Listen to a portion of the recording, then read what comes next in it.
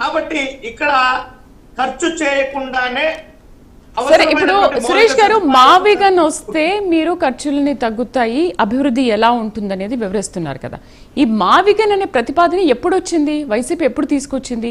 మీరు అధికారంలో ఉన్నప్పుడు తీసుకొచ్చారా? రీసెంట్గా ఒక సజెషన్ అంటూ బొత్స సత్యనారాయణ చేసిన ఒక ప్రకటనతో తీసుకొచ్చారా? అసలు దేనికి మీరు కట్టుబడి ఉన్నారు? అప్పుడే మావిగన్ అంటారు, అప్పుడే విజయవాడ సోకాళ్ళు అంటారు, మళ్ళీ అమరావతి అంటారు, ఇంకేదేదో మాట్లాడుతున్నారు. 7 రోజులు 7 మాటలు మాట్లాడుతున్నారు. ఒక విషయం ఎక్కడ కూడా 7 రోజుల్లో 7 మాటలు మాట్లాడిన పరిస్థితి లేదు మేడం. మావిగన్ అన్న దాంట్లోనే ఈరోజు అమరావతి, గుంటూరు ఈ ప్రాంతాలన్నీ కూడా కలిసి వస్తున్నాయి. ఒక విషయం ఆలోచించారు మేడం, దాదాపుగా 60 లక్షల మంది మావిగన్ ప్రతిపాదన పరిధిలో ఉన్నారు. ఈరోజు అమరావతి ప్రాంత పరిధిలో పట్టుకుని ఒక 5 లక్షల నుంచి 10 లక్షల మంది జనాభా లేరు.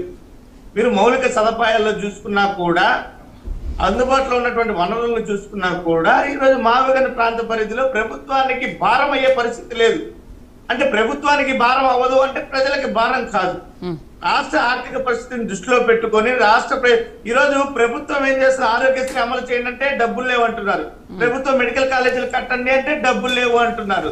మరి ప్రతి దానిని కూడా ప్రైవేటీకరణ చేస్తున్నారు. కారణం అడుగుతుంటే ప్రభుత్వం భారం మోయలేకపోతుంది, ఆర్థిక పరిస్థితులు బాగోలేవు అని మాట్లాడుతున్నారు. పెన్షన్లలో 6 లక్షల పెన్షన్లు కట్ చేశారు.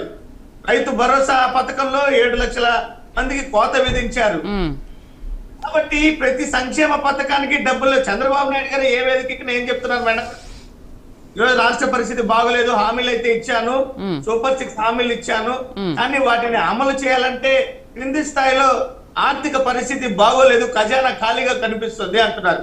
మరి ఖాళీగా ఉన్నటువంటి ఖజానా రాష్ట్రానికి సంక్షేమం అమలు చేయలేకపోతున్నటువంటి పరిస్థితుల్లో లక్షల కోట్ల రూపాయల భారంతో గుదిబండగా మారినటువంటి అమరావతిలో అవినీతి చేస్తున్నటువంటి విధానం సరైనటువంటి విధానం అని మనం భావించాలా?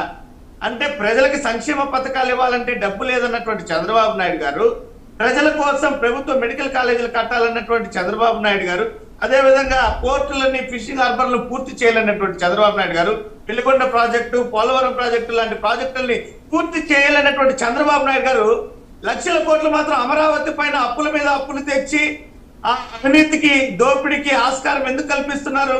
అంటే అక్కడ చంద్రబాబు నాయుడు గారికి ఆర్థిక ప్రయోజనాలు కలుగుతున్నాయి కాబట్టి ఆ కాంట్రాక్టర్ల ద్వారా గానీ అక్కడ వాళ్ళకి మళ్ళీ మీరు చూస్తే మొబిలైజేషన్ అడ్వాన్సుల పేరిట ముందే డబ్బులు ఇస్తున్నారు కాంట్రాక్టర్లకి. ఓకే, అంటే ఇది ఏ ఇస్తున్నారు అంటే మీరేమైనా చూసారా? పోనీ అక్కడ ఆర్థిక ప్రయోజనాలు కలిగేలాగా వాళ్ళకే ఇస్తున్నారు కాంట్రాక్ట్లు అంటే మీరే